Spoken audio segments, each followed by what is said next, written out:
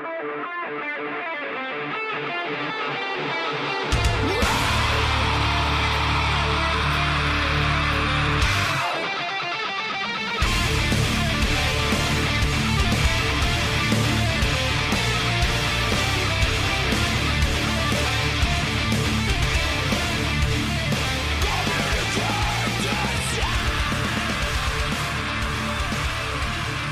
right, ready? Here we go. Today is Monday, August 4th, 2014, and this is episode 78 of the Defensive Security Podcast. And joining me tonight, as usual, is Mr. Andrew Callett. Hey, we're back. Sorry Yes. we missed a week. We are back. Yeah. I sincerely apologize. The piece of equipment has been ejected from the house and will not return until it's fixed. Jerry's not allowed to tell you. The NSA is trying to silence us. That's right. We actually did record, but our lawyers wouldn't let us release it. So, but we're back now. Or maybe it's one of those national security Oh, shoot! Yeah. I can't talk about that. If we had not gotten a national security letter, we would now be saying at this point we have never received a national security letter. That's true. But you can't keep a good podcast down. That's true. Anyhow, so again, apologies for last week. Our as I mentioned on Twitter, our DR plan failed epically, and well, we'll be refunding everybody's money. It's true. Anyhow, getting into to our stories this week. First up is a story from Naked Security, and this one is titled "Bad USB. What if you could never trust a USB device again?" Holy cow, that is ominous. So basically, this is a media firestorm about a talk that actually hasn't been given yet. So that's kind of interesting. But basically, my understanding, and the author of this report has the understanding that this is about an attack, or at least a hypothetical attack, where commodity or some subset of commodity USB devices can have their firmware reprogrammed. And I would interpret it that in the process of reprogramming it, you could make, let's say a USB device or a mouse act kind of like a PNC or a rubber ducky. Although, there's a startling lack of really any detail yet, but that hasn't stopped the masses of media from jumping all over this one. Well, there's a couple ways to get your talk well attended at DEF CON and Black Hat. Is one, allege that it was banned. Oh, good. Yep. Two, allege that your employer won't let you give it and quit so you can give it. Yeah. That's another good one. And three, get some media outlet to pick it up and run with it. Or many media outlets. Right. As the case may be here. But it is interesting. I was actually thinking this afternoon about kind of pondering back to Bad BIOS, which this is named after, right? And thinking about, again, we don't know what actually is going to come out in this talk yet, but a lot of the pieces of Bad BIOS are starting to come to fruition. That's true. We've seen, Sonic Communications. Right. We've seen that. We've seen some of the NSA disclosures about the BIOS hijacking. I forget the code name off the top of my head right now, but we saw that. Now we see this. So and by the way, I have to wonder if Bad BIOS is not the impetus behind some of this research. Which, in and of itself, is a good thing. Yeah, absolutely. The article here, as you mentioned, is light on details, but in essence, it alleges that anything can write to the USB firmware, right? And then you have no idea what's going on. Well, if I can read and write to the BIOS firmware, couldn't I easily add some code to validate the firmware hasn't been messed with? Well, I think that's probably going to end up being the point, is that some kind of protection needs to be put in place I think one of the suggestions in there was making some kind of a button that you have to hold before reflashing the firmware or something like that. But this is again one of those complicated problems of not being able to trust everything or anything really, and depending on how easy this is and how pervasive the problem is, it could be a problem, or it could just be a novelty, I guess. Well, everybody wants to have a popular talk, right? And everybody wants to find something really wild and impressive. So I guess until we see the actual slide deck and some of the research and ideally proof of concept code, and I'm not panicking over this yet. I'll never pass up a chance to panic. So it's true. In fact, if the Ebola doesn't get you, the bad USB will. I thought I saw you on an overpass protesting the Ebola patient as he drove through town. Yep, that's right. I'm pretty sure. And then you got confused with the whole Gaza Israel protesters, and they were very confused by your signage. They didn't understand at all. I mean, I'm just trying to kill many birds with one sign. So, anyhow, yes, let's move on. So our next story comes from CSO Online, and the title is "Insecure." Insecure connections. Enterprises hacked after neglecting third-party risks. Geez, you take a week off and look how rusty you are, man. I know. You're supposed to be a broadcast professional. I guess I'm not up for a raise, am I? We'll get you back in the swing. All right.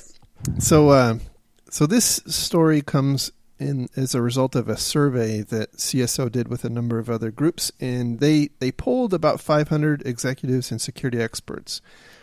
And what they found was that there's actually an apparent declining population of people who are vetting third-party IT suppliers. So in 2012, it was 54%, and last year it was 44%. So an interesting reduction. The statistician in me wonders if that is a relic of just the population size and who they polled. Hard to say, but it is kind of concerning that the net number, whoever they polled, isn't higher. They go on to say that 70% of these enterprises sign agreements with IT vendors without conducting any kind of security checks, and that 92% don't have any supply chain risk management abilities. Which is, I know we've talked about this in the past, and certainly this was kind of a key attribute of the Target fiasco. Let me go into his recommendation, right? So, one of the ideas brought up here is that, look, you gotta prioritize your vendors. And he brings up the point, and I'll read the quote. You don't have to start looking at everyone at first, but you have to at least start with looking at those partners who create the most risk for your organization. And one of my concerns with that, and obviously that's good advice, right? One of the concerns I've seen in the past is, how do you know who has the most risk, right? And if you were to go back and ask Target, how would they rate Fazio Mechanical as in terms of risk? And I think that kind of points back to not being very mature in the realm of threat modeling and understanding the way things interconnect and the interplay. So there are some interesting points, right? Like, vendor management is difficult. And I've been on both sides of that, and I know you have too.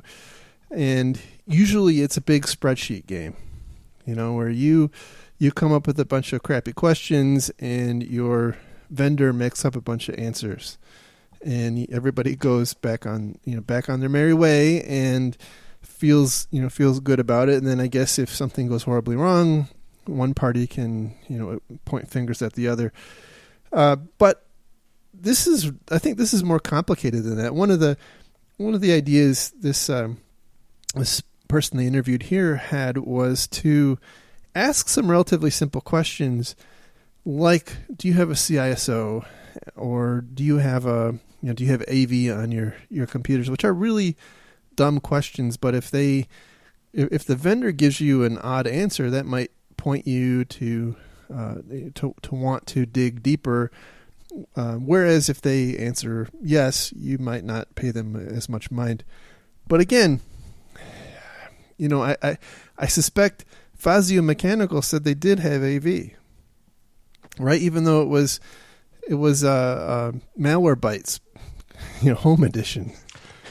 Well, although Malwarebytes recently judged as one of the best malware cleaners. And by the way, that's not a knock on Malwarebytes, right? No, I know. I understand. Well, and this is my concern when I read this story, is this feels very much like you mentioned earlier. They're just going to answer what they need to answer to get the business. I'm not saying they're going to lie, but they're going to lie. Yeah, absolutely. So I think that may not necessarily be the way I would go about it. I don't think it's a bad idea to ask folks, right? But you're trusting their answers. And keep in mind that is a snapshot in time of wherever they're at that moment. You're not responsible for their IT and their security, but you are going to own the consequence of it. So perhaps you're much better off treating third parties the way we used to and isolating the hell out of them. And what I see is that these third-party connections are way too wide open at the firewalls, if it even goes through a firewall. And I don't know if this is a symptom of either the system is being lazy, the security architects being lazy, or them being overworked. But when I was in a position to do this stuff, I used to drive people crazy because I would force them to tell me exactly what needed to be connected to, exactly what ports, and exactly what IP addresses on both ends. The problem is it's way too easy for folks to just go, they're just so-and-so. They just need to talk to that general network over there, and I don't know what ports. Just open it up. So you're broadening this attack surface dramatically, and you're also allowing sloppiness throughout the organization. But I think this is in part a symptom of the IT guys being way overworked and not having the time to go, whoa, let's talk about that for a moment. And the organization running way too fast. I suspect you're right about that last point for sure. We let's face it, we're in business to support the business and make money. And usually, I think more and more, at least, a lot of organizations are taking a posture that, we need to minimize or at least optimize these costs. And so I think that does tend to pull some of that opportunity for introspection and inspection away, because now you're constantly firefighting or trying to stand up the next new thing. In my mind, I would treat all third-party connections as an internet connection. And that may mean a DMZ, that may mean an isolated server segment. I would just treat them as hostile. Absolutely. I think that's really, really good advice. I think the other concern I've got, though, is that I see it, and I think it's been borne out in a lot of things, or a lot of these breaches lately, is people have an overconfidence in the security of different systems that they have running, right? Whether it's ACLs and Windows or the integrity of an application sitting out on their DMZ or what have you. They don't question what could go wrong, and inevitably that's what goes wrong. And it's difficult and it's expensive, but you kind of have to design for failure. Unless somebody comes up with magical systems that are both easy to run, cost effective, and provably secure. We're stuck here. You've got to design for failure. You've got to plan for that. Yeah, and it takes away that sort of graduated risk model of if you treat them all as hostile. But again, that's going to take more work, and that's going to take convincing folks, and it's going to slow them down. And it's not a matter of just opening up a firewall port. So to expand on this, when I was designing networks that needed to talk to other networks or talk to the internet, nothing from the internet ever got to the internal side, ever, directly. It always had to go through some sort of DMZ, and we had multiple layers of DMZs that, the external unauthenticated anonymous connections were in one DMZ and had a whole bunch of stuff watching that and very isolated stuff. And then those guys could only talk to certain servers, like a backend database server on a different DMZ. And you've got these layers that you have to get through.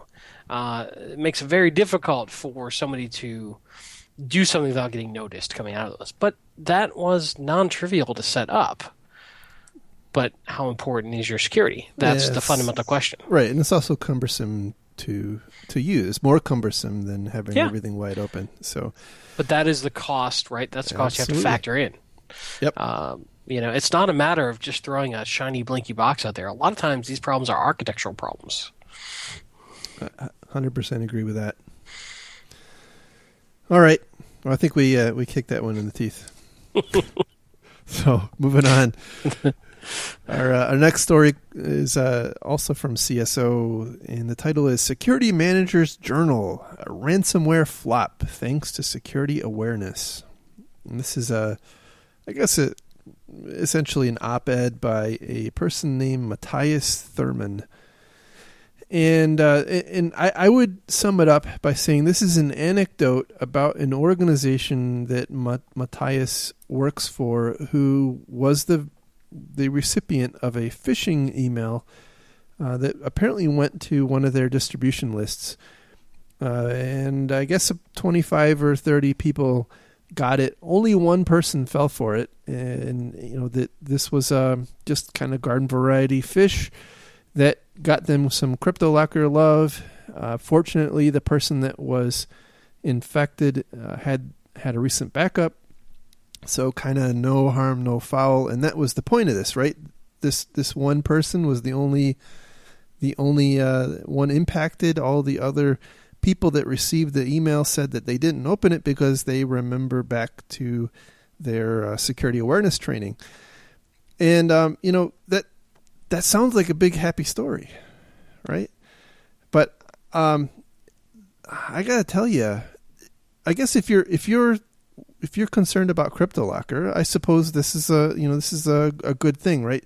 But another way to look at it is somebody clicked on something that got malicious code to run inside your organization. If this had not been CryptoLocker, if this had not been something that popped up and said, "Oh, look at me, pay me some Bitcoins," your organization would be compromised upside and down, backwards and forwards, and we would not be calling this a success of a triumph of security awareness training. Well, first, as most of our, what are we up to, 18 regular listeners know, I'm not a fan of security awareness training. However, it actually worked in this case. So to quote Family Guy, what? Wow, that was lame. Sorry, that joke sounded better in my head. I apologize in advance. Or actually not in advance, in retrospect. Yep. Moving on. Whatever. So I guess this is a data point that security awareness training occasionally works and perhaps should be listened to. However, I do want to dive into something else on this story. Late in the story, they start sort of covering why other things failed. Oh, yes. Right?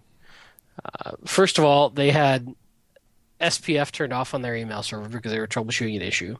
I get it. That happens, but you need to be aware of the unintended consequences when you start futzing with things. They had AV running on the desktop, of course. So, quote, "We've also sent an inquiry to our antivirus vendor asking why this ransomware wasn't deleted."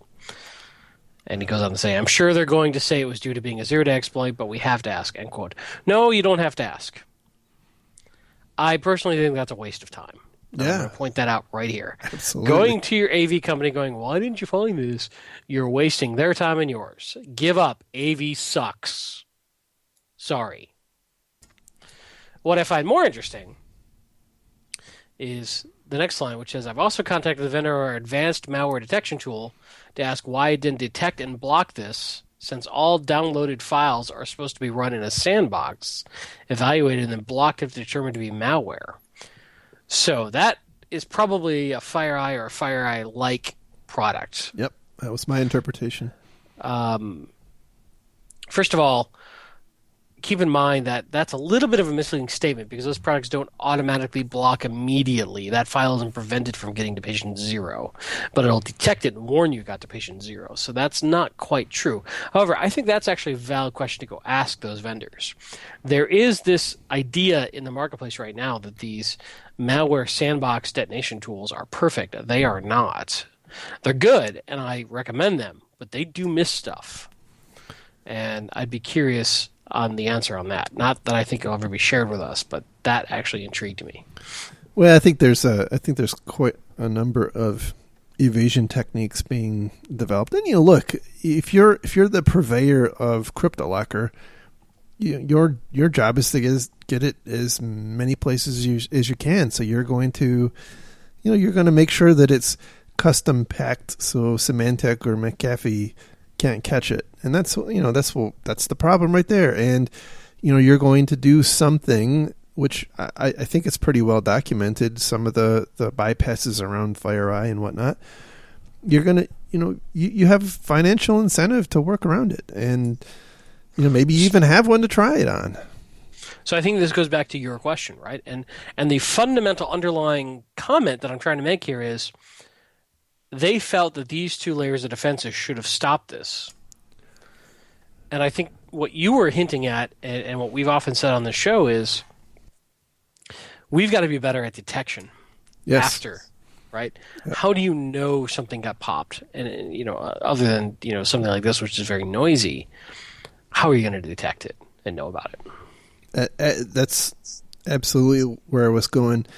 I think the other issue for me is, I guess there's really 2 different malware problems that you have. Number one is you've got the annoyance in the time sink, right, for your help desk and for the productivity of your employees. They get CryptoLocker and they have to have their computer reimaged. And so that is a relatively quantifiable thing. I get it. That makes a lot of sense from the perspective of security awareness training, because if you can increase the awareness rate, and stop, let's say 2% more people or 3% more people, that could save you a lot of money in the long run in productivity and whatnot. But the reality is, if there's the other side that says, if you're talking about something that is more sophisticated than CryptoLocker or what I would call an annoying malware, those people who are opening it are still basically providing an ample avenue into your organization, and it doesn't really matter that 80% of the people recognized it and didn't click on it, because the 20% that did are now your problem, and they're in. And it's not, we're not talking about reimaging PCs. We're talking about your IP or your customer list or your credit card database or whatever being published everywhere. Yeah, I would agree.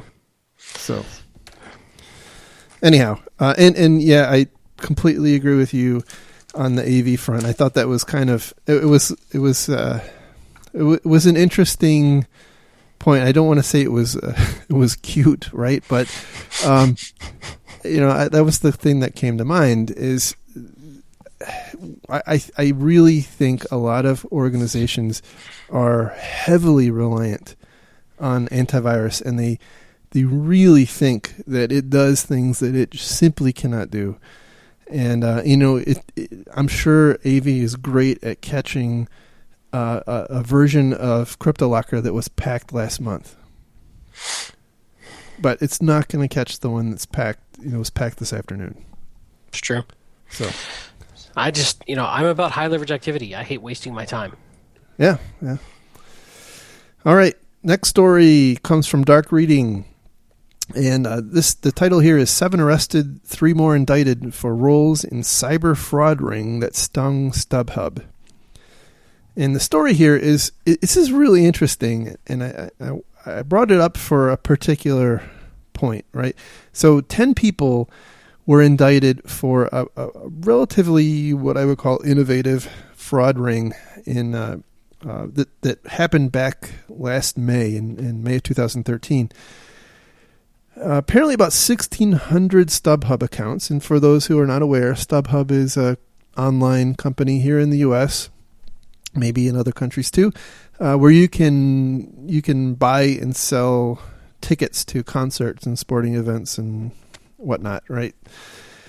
So anyhow, 1,600 accounts were compromised, and then they were basically used by this ring of people to buy and sell about 3,500 tickets.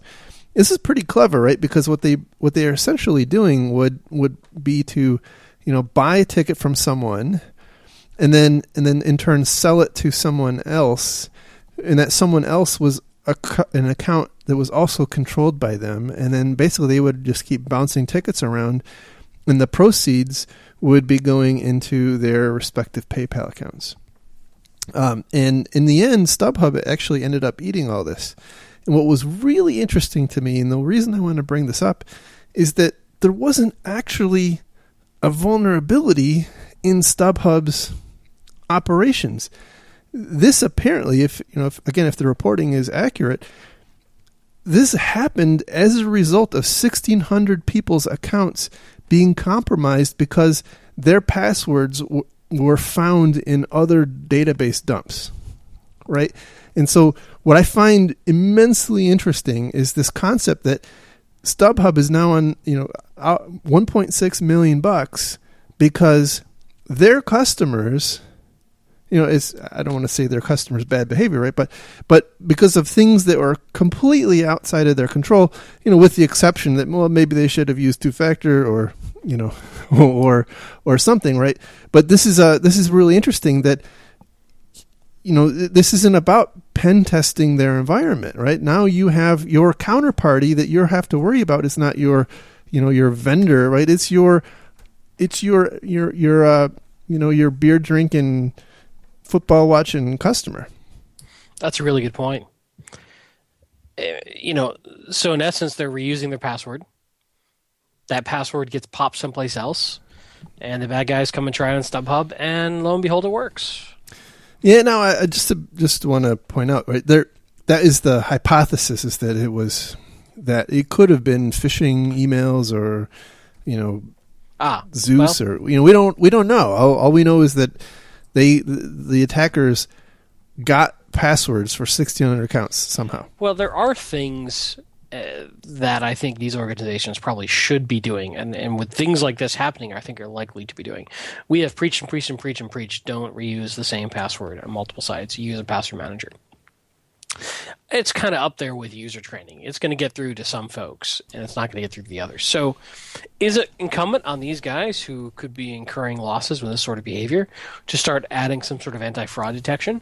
Like, wow, you're coming from a completely different country today at 3 a.m. Yes. Perhaps that's not you anymore. Right. Go back to sites issuing passwords. That's a crazy idea. I think, I want to beat on that for a second. I think that is quite possibly one of the best things that sites could do. And people would hate it, right? But they would. And then you could say the site knows my password. Not that most consumers know that they typically don't. Most consumers would know that today sites don't know your password. But it would be difficult for the site to defend themselves if it were ever brought up in a court of law because they own the initial password creation if something were to happen. Right. Although in this case, they own... Yeah, they own the risk either way, right? They're getting hit with $1.6 million. So, I don't know. It's relying on their customers to be secure is clearly failing them. Yeah. Yeah, it'll be really interesting to see what, if anything, Stubhub does as a result of that. I'm amazed this isn't happening to banks, right? Well, banks are a little better with this anti-fraud technology, but it would think that a bank would be a perfect target for this exact same type of attack, assuming that all this came from leaked databases, right? I assure you that the same username and passwords are probably being used on bank accounts. And people can get in there and transfer money around. Well, I mean, we know it happens some of the time. I think it is a little more complicated. Most of them have gone to some form of two-factor. Usually it's the really dumb picture thing. Yeah, that's true.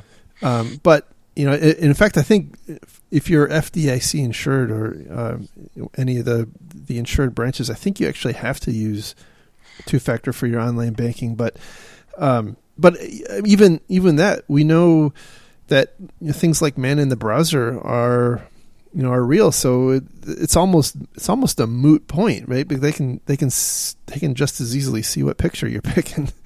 So true. It's interesting. I don't know. There's not a lot of details I've seen about retail internet banking fraud.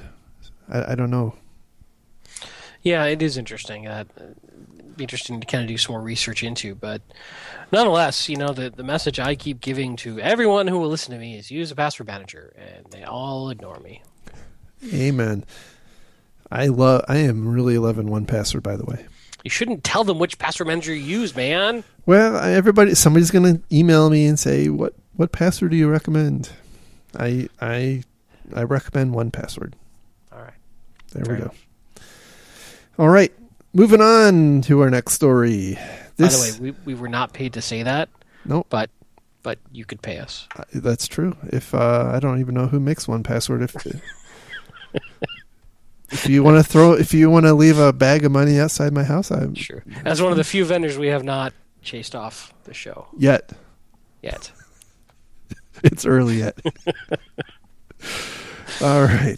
So and remind me before the end of the show, I do have one story I want to share from my travels too. So whenever is appropriate in the narrative. Very good. All right. Let's see. Next story comes from a local. I don't even know what media affiliate this is. Anyway, it's azfamily.com. It's a local Arizona news outlet. The title is "School Fires IT Manager Who Warned of Security Breach." And this is really interesting, and I think it probably hits home for a lot of people who have seen their respective employers engaging in bad or risky behavior, and have tried to warn said employer, against that. And obviously, there's a lot of he said, she said. We don't actually know exactly what happened, other than that this the Maricopa County Community Colleges database of 2.4 million student and faculty records. I'm not even exactly sure what all is composed of that, but I assume it's the normal food groups: the name, address, phone number, social security number, date of birth, all that good stuff. In any event, the FBI apparently found that little pot of data for sale on some underground market in 2013, and they at the time they said they were going to go off and find the guilty in their organization, and apparently they found the guilty, and it was their IT manager, a person named Miguel Corzo. When you say guilty, what do you mean? Well, so if you read some of the previous stories about this, the school board basically said that they were going to go through the ranks of their employees to find out who might have been culpable in their organization. When you say guilty that way, are you implying that this particular IT manager went and sold this information? No, guilty in that he was negligent. Correct. Okay. Yes. So apparently, Mr. Corzo claims that he notified what, and by the way, the actual details of what happened are not available, right? So we don't know exactly what happened, right? We know that the data was stolen. We know that the school board had to go public and disclose this, and apparently this Mr. Corzo notified the school board about 12 times. They said over 12 times in 2012. And again, this is kind of opaque. We don't really know exactly what the composition of that was, but in any event, he was pleading his case about this before the school board, who then promptly went into went behind closed doors and voted to terminate him. And apparently, also one of the school board members, I don't know if she did resign or she was threatening to resign in protest over this. So it's kind of a weird situation. But I know, having run this podcast, I've had, I'll say, quite a few people over the 2 years, I guess, almost, email me and ask for advice about, my employer is doing something risky, so this is, I think, a really common kind of a situation, and you don't often see it happen play out so publicly, but I thought this was kind of an interesting thing where apparently somebody did what he thought was right, warned his employer, the worst then happened, and he got fired for it. So what's our lesson learned or takeaway, do you think? Have your personal disaster recovery plan.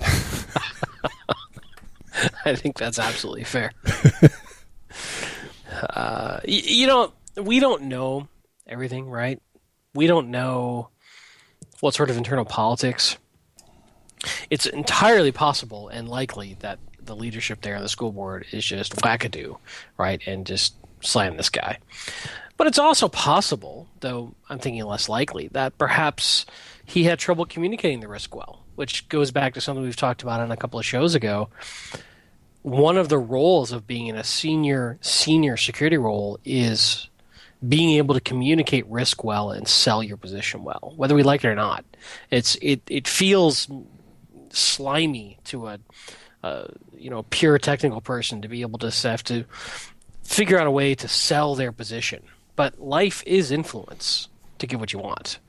Now, I'm not saying that you need to be Glengarry Glen Ross about it and always be closing and that kind of thing, but it is communication. It is communicating your point effectively. So I don't know, but there's a part of me that wonders if some of that went on and if there was some sort of other stuff wrapped up in this. But nonetheless, it's entirely possible that this guy was trying to do the right thing, and I don't want to blame the victim here unnecessarily, but it's very possible that he just was the scapegoat, which happens. That's one reason why CISOs don't last forever. They could be begging for money and pointing out risk. And if the executive boards who control the funding say, nope, sorry, deal with it, and then something happens, CISO goes. Right. And I think at some point you have to make your own personal decision about, if you, again, we don't know exactly what happened here, right? But if you're in a difficult position where you see something, untoward happening and you raise it and it's not being addressed and it's likely going to fall on you, you probably have to do what's right for you personally. And that could not be a comfortable thing to have to do, right? No. The upside is we have negative levels of unemployment in the IT security industry at the moment. So that's at least one positive for this guy. Hopefully he finds a good job. The downside, he was working for a school system, which does not speak well of his skill set. Oh, wow. Is that a little harsh? That was a little harsh. I'm sorry. I'm sure he'll find a nice nonprofit. That was a little harsh. Yes. So before we go any further on that one, I think I just lost half of our listeners on that one. I'm sorry. Yep. All right, moving on. Our next story comes from Dark Reading, and the title is "RAM Scraper Malware: Why PCI DSS Can't Fix Retail." But compliance equals security. But it's compliance. It's compliant. I don't understand. So the story here, and I'm sure unless you've been living under a rock, you understand RAM scraper malware. The whole idea here is that PCI DSS does indeed require encryption of your payment card information. Can I say one thing? Go for it. It absolutely cracked me up as I'm reading this article. And dark reading has to explain hard drives and flash memory and RAM. Yeah, I know. I'm not good. By the way, I'm not going to explain hard drives and flash memory. If I have to, we're the wrong podcast. Security. What is that other Security Now? Yes, that's the one. That's the podcast for you. So anyhow, by the way, I don't mean that in a bad way. I'm just saying this. You start bumping up against 20 listeners, and you start throwing punches. That's right. So anyhow, back to the story. The deal is that PCI requires that you encrypt the data, encrypt your card data, which is a sensible thing, right? But the requirements are for encryption at rest and encryption in flight, right? But which seems intuitive that might be all there is, but it's not. And so what has erupted as a kind of a cottage industry is basically creating malware that looks essentially scans the memory on your point of sale terminals for unencrypted card information before it can be written or transmitted. And so this is just a blind spot in PCI. And you have to ask the question, well, what would PCI do, right? I mean, this is not solvable by installing PGP on the hard drive or setting up an S-tunnel connection or routing. This is a difficult thing. Now you are talking about having to have your point of sale software has to work differently, or your card reader physically has to work differently. And I think this is a difficult problem to solve. And it's not going to be a simple problem to solve. But the point that this article is trying to make is PCI can't fix this problem, right? And so you've got this entire industry who's very, very reliant on PCI as rightly or wrongly as safe harbor, right? They see being PCI compliant as safe harbor, and I don't think that's right, but that's where it is. And so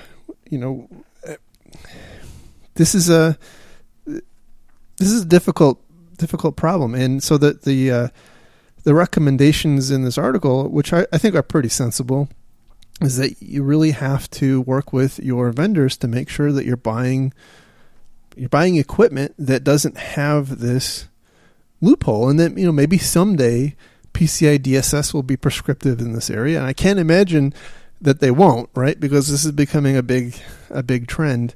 But it's not currently now. So I also found it interesting. They pointed out that there were a couple of recommendations from US CERT on this problem. I remember when US CERT came out with this a while ago, and it totally doesn't address the problem, right? Their recommendations are basically use antivirus, keep your software up to date, have a firewall. So it was basically things that really wouldn't address the core problem. So yeah, it's an interesting one. I mean, the other way to approach this, they talk about having good hardened operating systems that don't allow memory sharing amongst processes and all that sort of jazz. I agree with that, right? But we've got hundreds of thousands of Windows XP-based POS terminals out there with every Tom, Dick, and Harry, and those aren't going to change overnight. Exactly right. So the other option is a wholesale change, like we've talked about for a while, of chip and pin. Yeah, and and originally when we started talking about smart card and embedded chips on these cards. It was because we were encrypting on the card, and what was being sent across the wire was, in essence, ciphertext. Yeah, it's my understanding, after having read a little bit more about chip and pin, is that it's actually still vulnerable to some of these attacks, and that the chip and pin set is really authenticating the reader, and it is intended to stop the skimmer type attack. Oh, and so what it does is, and it's really quite interesting, right? So if you have a chip and pin card, you're essentially somewhat ideally protected against a skimmer. But here's where it goes horribly wrong. At some point, the PAN and your CVV and whatnot end up getting transited across the wire. So if the bad guys can pick that up, they can use that information for online fraud, right? They can use it to create create a card that a duplicate card that doesn't have the chip and pin. Right? They can't create a new chip and pin card, and so the problem where it gets kind of crazy is that we've got to solve two more problems. Number one is we have to come up with a better way to authenticate online purchases, so that you can't use the PAN and the CVV.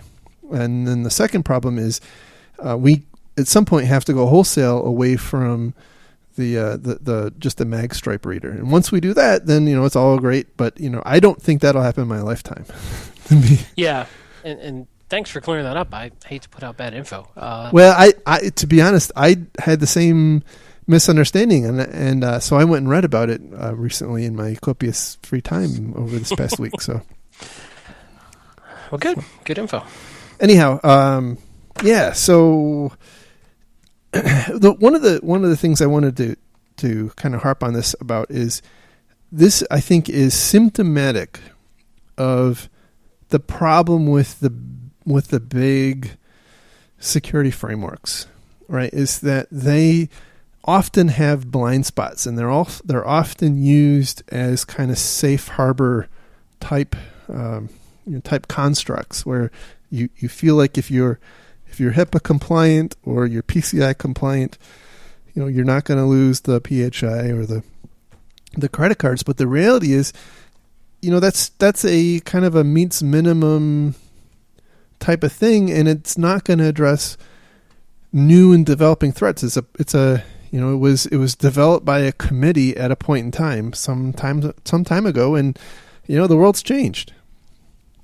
So anyhow, that's my rant on that. So no, it's fair. I think ultimately we're always fighting the last threat when we're dealing with compliance issues. So absolutely, that's a great way to put it. All right, so our next and last story actually is, although we'll get to yours, is from Krebs Security, and the title is "Hackers Plunder Israeli Defense Firms That Built Iron Dome Missile Defense System."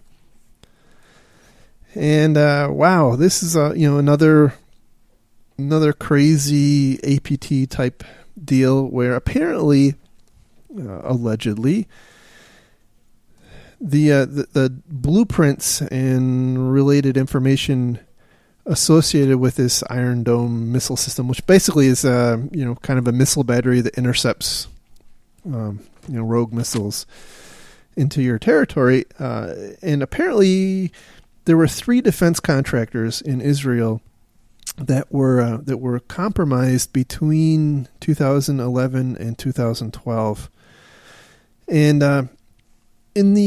apparently in the ensuing investigation, they found a lot of similarities between these attacks and what Mandiant had reported, the APT-1 deal. They found some of the same CNC infrastructure and tactics and whatnot. So there is an association that the Comment Crew group is responsible for this, and they stole they're saying about 762 megabytes of email, blueprints, drawings from a company called IAI.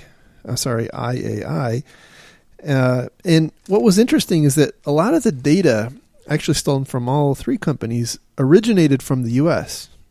And I've spent some time working in the export business, and so I know most of this information is almost certainly ITAR controlled, International Traffic in Arms regulations. And basically, the U.S. government requires you to have an export license to sell it to or to transfer that technology to a non-U.S. person or a non-U.S. company. And what's crazy here is I'm sure these U.S. companies that came up with this information went to hell and back to sell this stuff to these Israeli companies. And now, their intellectual property just walked out the door.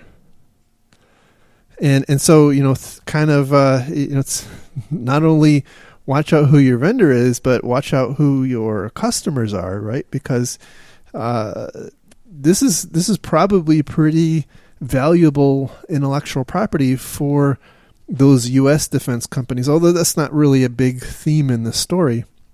That's one of the takeaways I had. Other than just the general concept that the weakest link might not be all that obvious, right? If you're a U.S. company and you're doing business with third parties overseas, I guess maybe third parties anywhere, you might see your stuff being stolen. They go on to point out that smaller contractors, especially in the military industrial spaces, have a bigger problem than the larger ones, right? Because the bigger companies have some economy of scale and they can afford to spend a really significant amount of money on IT security, whereas some of these smaller companies, presumably like the ones in Israel, can't really afford to spend that much. And so anyhow, it's an interesting read.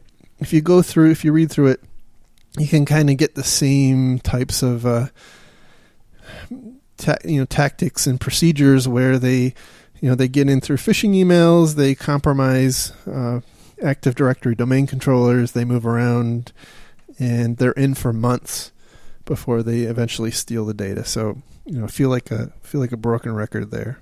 Yeah, it's an interesting one, and it makes you wonder, yet again, do we need to move back to securing data with the data, right? And wrapping really good DLP and other type technologies around it. I don't know. We don't know exactly how this stuff happened, and it's dangerous stuff. But you would think when you're dealing with arms and this sort of really tightly controlled information, they would be a little better. But this is also the Holy Grail kind of stuff. And Iron Dome is interesting. I mean, it has some really, in theory, smart intelligence where it can very quickly identify the track of the inbound and estimate where it's going to impact and only fire an interceptor based on whether or not that impact zone is a populated area or not, which is kind of clever. Interesting. So, yeah, it's I've done a little reading on it. It's a clever system, and I'm not getting anywhere near the politics of Gaza, Palestine, Israel. I'm just saying the technology itself is interesting. So also something. It sounds like it's been pretty effective. I mean, again, staying away from the politics, it sounds like it's somewhat effective. There's a lot of interesting debate on that right now. There's some people saying it's highly effective, other people saying no, that it's only intercepting like 1 in 10. But when you know that is selective in what it goes in an intercept, I would find it being more interesting. How many did it launch against an interceptor against and hit? Yeah. Why? Right. It sounds like, just from listening to the news report, it sounds like a lot of the missiles that are being sent in aren't ending up hitting populated areas, so that kind of makes sense to me. Which is odd, because Israel's such a small country. You'd think pretty good odds you'd hit a populated. Don't know. Hey, I've been. Hey, I can say this because I've been to Israel. That makes me an expert. Well, good. In fact, I have not. I have to keep telling CNN, no, I won't be on your show. That was commentary on CNN experts, just so you know. That was actually. And so now CNN is off the list. No doubt about it. All right, so that was that was what I had on that one. You said you had a story. I did. So I'll kind of freeform this. I hadn't prepared this, so take it for what it's worth. But I was having a conversation with a customer today, and interesting customer, mid-sized public company, and they were curious about services that would tell them when a hacker or hackers are talking about them, or that they've become a higher priority target in the hacking community. Interesting. In essence, and we're not talking about something that finds when data has been exfiltrated and dropped somewhere. It's the dark web has been monitored and has found internet chatter that says your company's about to get it. And it was interesting, right? I mean, this is something obviously I've looked into before and talked about it. And I said, okay, great. Let's say you find out that somebody's talking about your company. What are you going to do? How does that change your reaction? Call the internet police, right? I said, how does that change anything? If you knew tomorrow that some bad guy was going to launch an attack against you, but you didn't know anything about the type of attack, and they're not going to be that silly to tell you, but let's say they were. Let's say there was going to be a phishing attack, and they told you it was going to be a phishing attack. You've got 24 hours. What are you going to do? Well, you might educate your people a little bit. But what I was trying to get them to see is it doesn't matter if you get a warning ahead of time or not. You're still going to be a target. The attack's still going to happen. And what you've built in your defenses before that moment in terms of technology, people, process, alerting is what matters. And I thought I'd bounce it off you and to see what you thought. So here's a cynical view on that. And by the way, I agree with you. Most all of these things that you would learn about require significant preparation in the weather. And so that tells me that whether they know it or not, they're probably looking for one thing, and that is to be able to tell their boss or their CEO or whatever that an attack is inbound, because no one likes for their boss to find out something without them having had a chance to to forewarn them.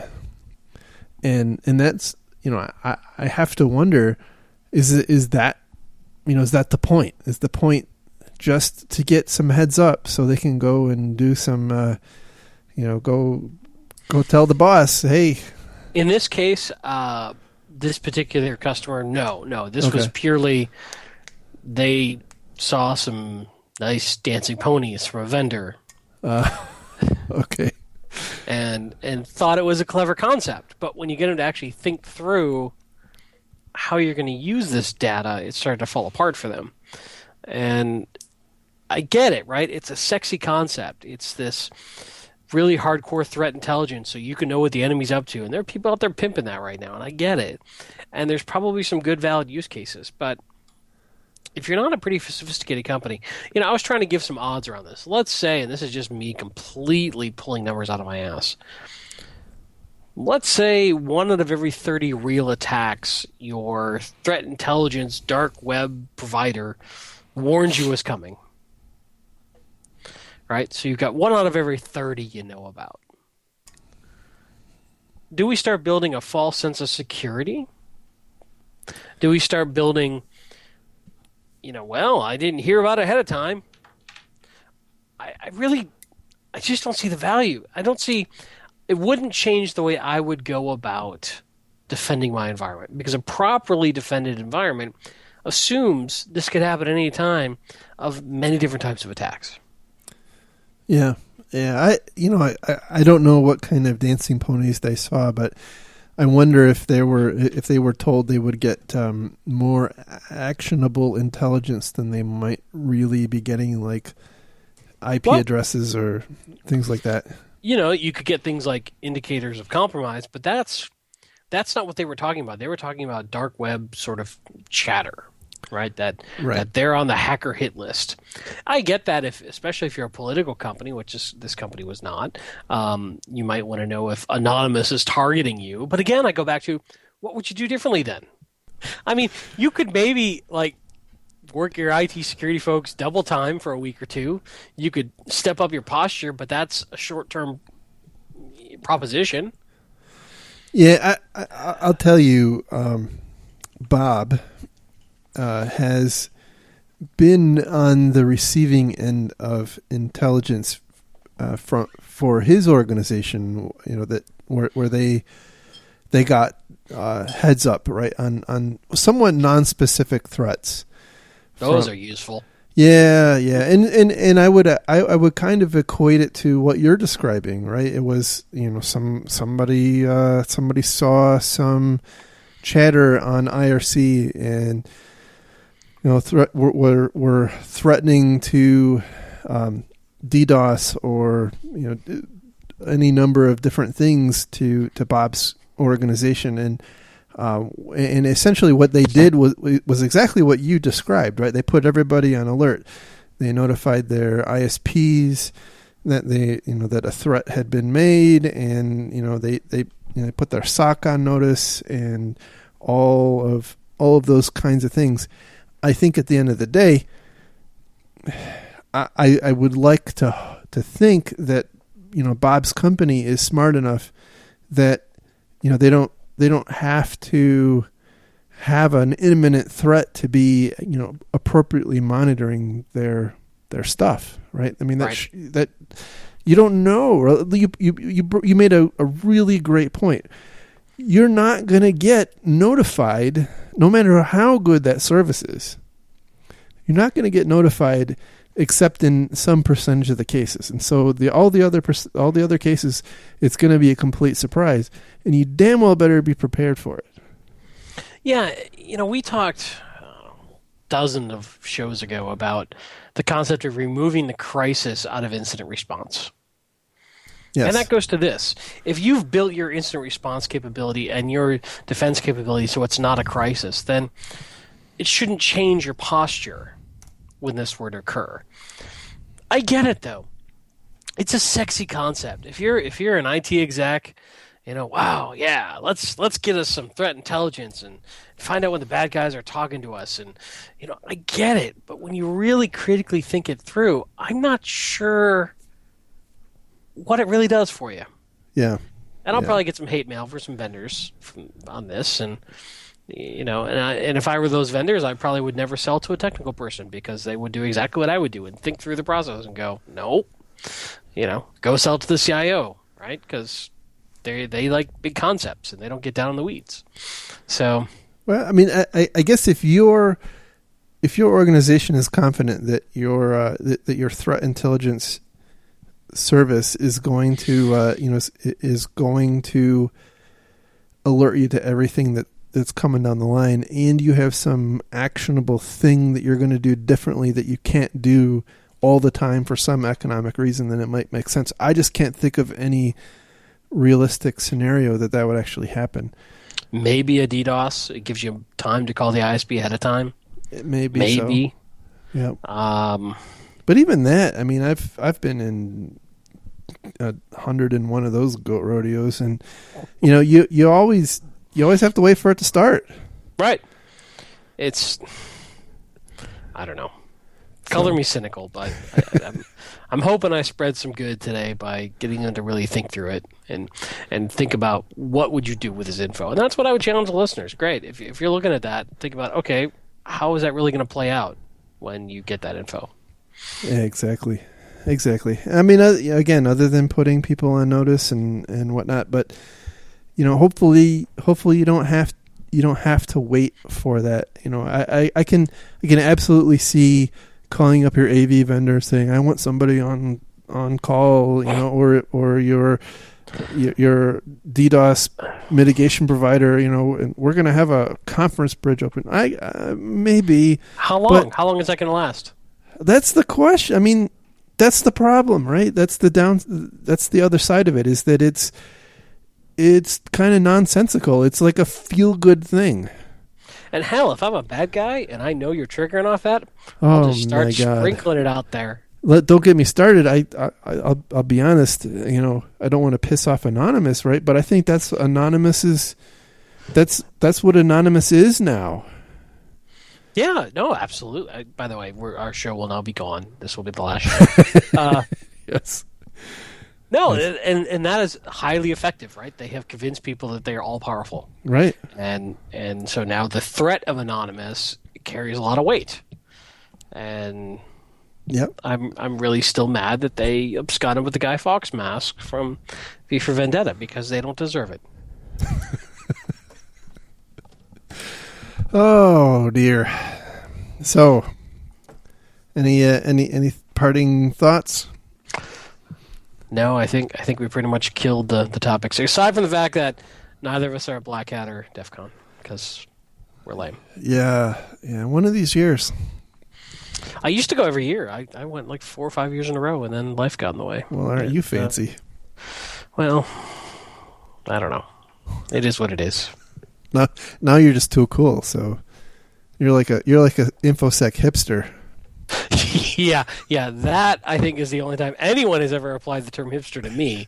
I went to DEF CON before it was cool. I was there when I was at Alexis Park, if that counts for anything. See, but it also means I'm just old. There you go. All right, but we will be at DerbyCon.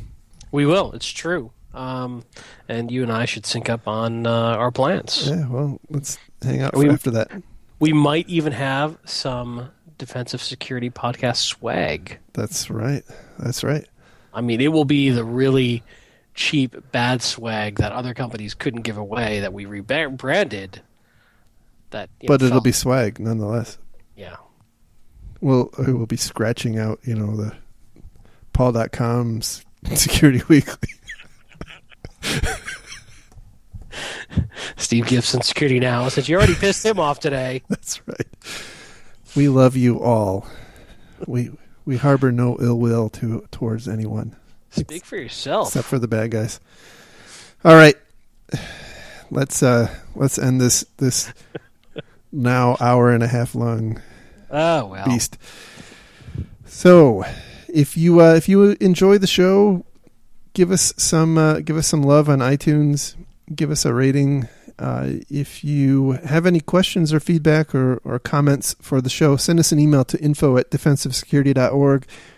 You can find all of the back episodes on the website at www.defensivesecurity.org, and you can find links to all of the stories that we talked about. And you can follow the show on Twitter at DefensiveSec. You can follow Mr. Kellett on Twitter at Lurg, and you can follow me on Twitter at MaliciousLink. And, the podcast, God's willing, and all of my equipment cooperating, we will talk to you again next week. See you. Bye-bye. Bye-bye.